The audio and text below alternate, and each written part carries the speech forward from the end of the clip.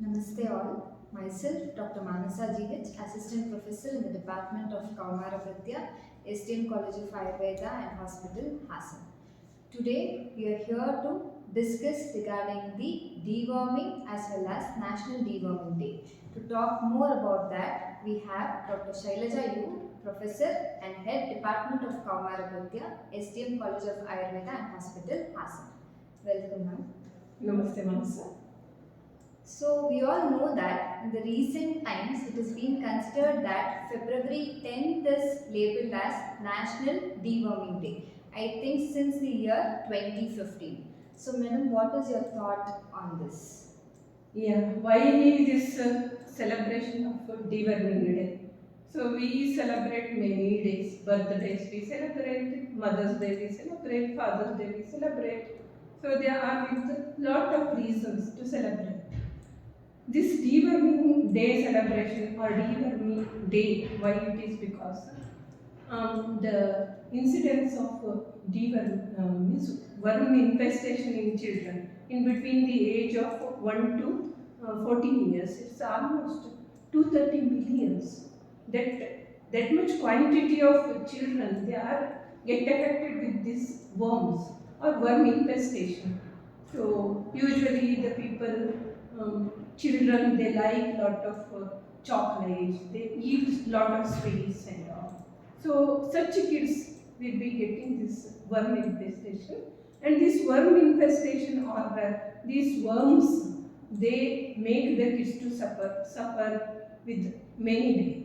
So that is why repeated dewormification is very much essential. Once in 6 months, it is essential. With that intention, every year 2 days are considered for this deworming. That is on February 10th and once again in August 10th. So with a gap of 6 months, these deworming days are celebrated. Okay ma'am, that's a very huge statistics. So coming back to your practice, how often do you come across children with deworming or the symptoms of deworming? So children with worm infestation, what you mean? So children's often they get this complaint because they play in mud. So young kids, they play in mud more and they are having exposure of this cysts or ores of worms. That is why they get repeatedly this worm infestation.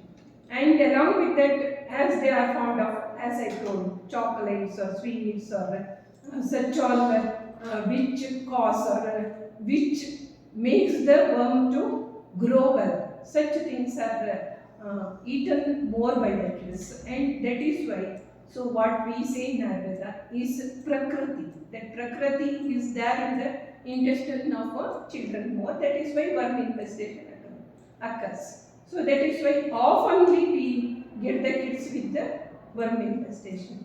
So many a time mother brings the baby, maybe not exactly baby, child of 2 years or 3 years.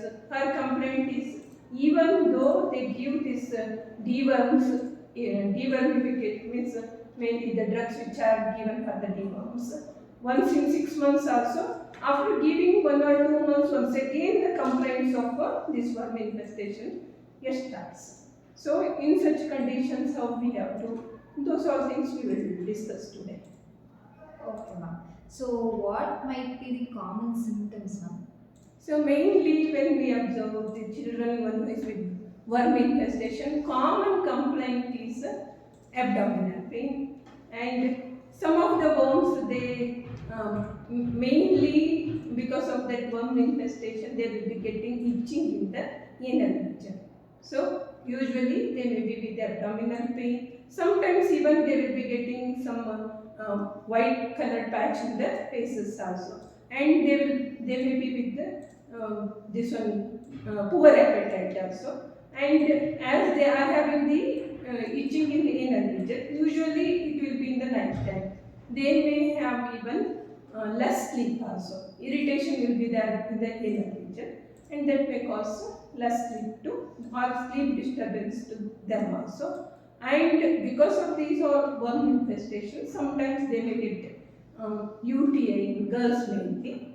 So they may be getting burning micturition, and even they may get vaginal infections also, girls.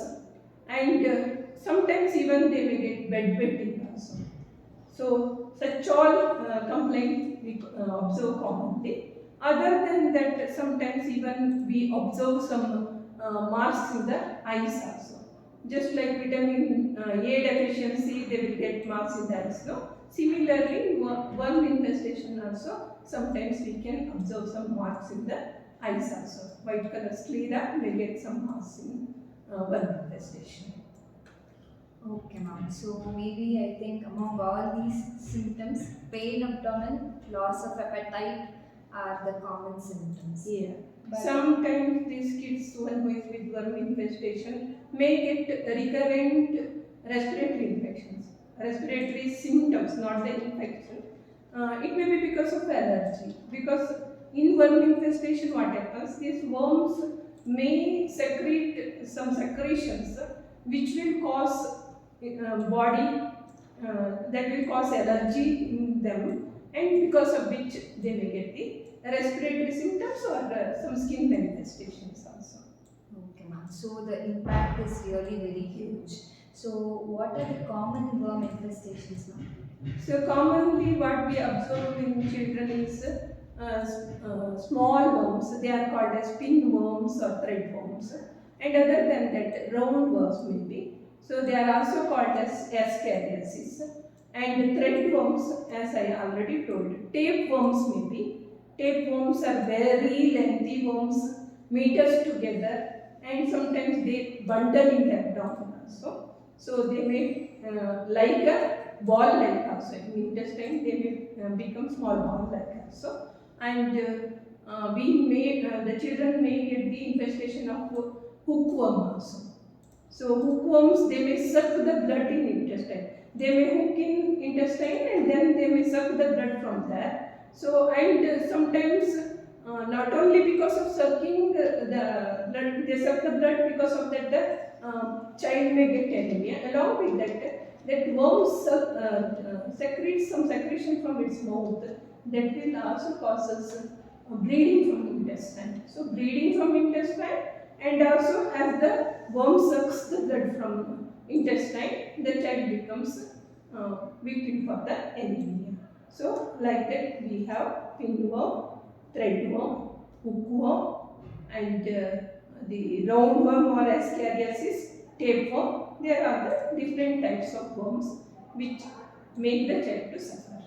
Okay, so it is understood that if the child is not intervened at the right time, then it may lead to many such complications. Yes. But earlier you mentioned, ma'am, that parents come with a complaint saying, I had given dewormification for my child, still my child is suffering with similar complaints. Yes. So, what do you think? How Ayurveda can take a role in this? Yeah.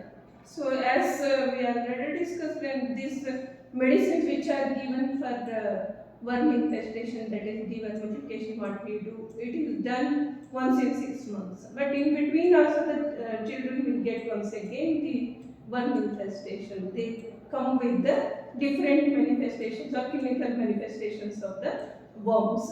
In such condition, definitely, other than that also, in worms we can treat from Ayurveda. So while treating in Ayurveda, we need to understand the principles of treatment of worm infestation. We call it as a krimi chikitsa. This worm infestation is considered as a krimi, so manifestation of krimi. So krimi chikitsa is mainly of three folds. So nidana parimarjana, prakriti vigata, and apakarshana. So apakarshana means the worms which are there, that worms are made to die and go out of the body. That is apakarshana. And nidana parimarjana means what is nidana? Means what is the cause for that development of worms in intestine. So that needs to be removed. Means that needs to be avoided. That is what we can call prevention. Nidana parimarjana is prevention. whatever the causes for worm infestation, that needs to be avoided. That is Nidan Padmarjana. And another one what I told is Apakarshana, that is removing out from the body. For that purpose, so Ayurveda mainly advocates many types of treatments, mainly Panchakarma in Pingali. We know that Yes. Panchakarma. So in Panchakarma we have Vamana, Virechana, and Nasya and Basti. These all treatments are very good for removing out this worm from the body or intestine. So that Apakarshana Chikitsa. And one more important Chikitsa, what it is mentioned in Ayurveda, is not much discussed in contemporary science. That is Prakriti Vighata.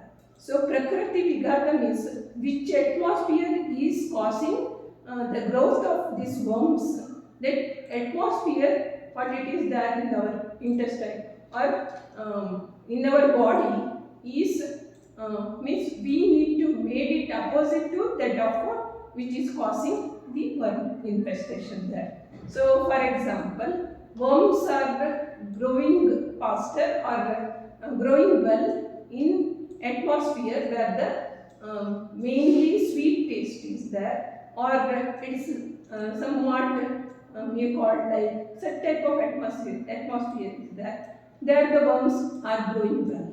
So instead of that, opposite to that, if the bitter taste is there, so that is why in olden days it was a practice of giving of this bitter taste some medicines once in 15 days, maybe once in month. So mainly this bitter gourd juice, or maybe this kashaya of this what it is called kalibevu kashaya in Kannada we say neem kashaya. So such type of practices are mainly for the purpose of this Prakriti Vighata. So with that what happens? Chances of growth of these worms will be means we can subside it. Okay, that's how we can manage the this worm infestation. That's nicely explained in our texts. Mainly Prakriti Vighata, Nidana Parimarjana, and Apakarshana. These three folds of treatments are very nicely explained. And administration of these three-fold treatment is very effective, and we can cure any type of worm infestation. So this protocol was in depth, but ma'am, how can we prevent this worm infestation? So prevention of worm infestation means one is, as I told, through diet to avoid such all things, mainly sweet diet or more eating of more milk items and all, or the sweets or something which is prepared out of milk. Such things needs to be avoided. Other than that, simple measures like cutting the nails properly and avoiding children needs to be avoided to go much to the uncleaned area and playing in mud, etc. Such things needs to be avoided. And main thing is keeping good hygiene is very much important. And one more thing is hand hygiene. So hand hygiene. So 7 types of hand hygiene is mainly told. At least we need to make the child to wash properly before taking food, and every hand hygiene needs to be properly maintained. And you are not asking me about the complication of worm infestation. Some of the complications we discussed, but still there are several complications are there. That is why this worm dewormification is given that much importance. The just worms are there because of worms, that abdominal pain or the poor appetite. That is not a big issue, but the complications which are coming because of these worms, they are means they makes the child to suffer more. So tapeworms are there. So tapeworms are of two varieties, Tinea saginata and Tinea. One more is two types of Teneas are there. Tinea saginata and I am not remembering the another. So that two types of these tinea worms or tapeworms. Usually, it is seen mainly one who eats more non-vegetarian food. So sometimes even in vegetarians also they may come. Vegetarian kids also that may affect. So that is usually through this leafy vegetables or this flower, this one, cauliflower and one more is there, no? Cabbage. So cabbage, cauliflower or leafy vegetables, if they are not properly washed, they may contain the cysts or eggs of these tapeworms, and when that was taken by the kids, it may affect even in the vegetarians also.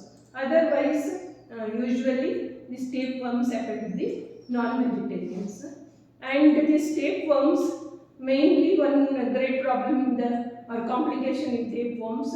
These tapeworms are very big and they will be having segments, and each segments will give rise to lot of thousands of eggs, and they create many worms in the intestine. These the tapeworms get bundles and that may cause intestinal obstruction also.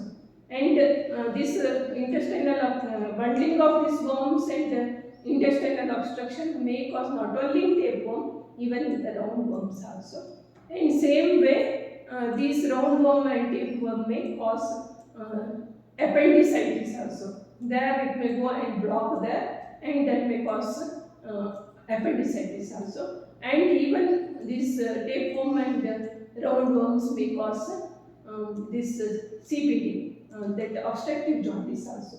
There the worms may go and block the CBD, common bile duct, and they may cause obstructive jaundice also. In obstructive jaundice and all, surgery is only the treatment there. So proper diagnosis and this or otherwise the complications may lead to any end also. So these are all the common complications, and already I told in hookworm anemia is the main complication. Severe anemia may occur because of the hookworm infestation. So these are all the common complications. Still many more complications are there, but these main complications we need to understand. So the worm as such may look very tiny, but by listening to madam, it feels that the severity is. So madam, this talk has thrown light on all the aspects of worm infestations, and I believe that just by educating children with good practices, simple worm infestation can be prevented. Thank you so much, madam. Namaste.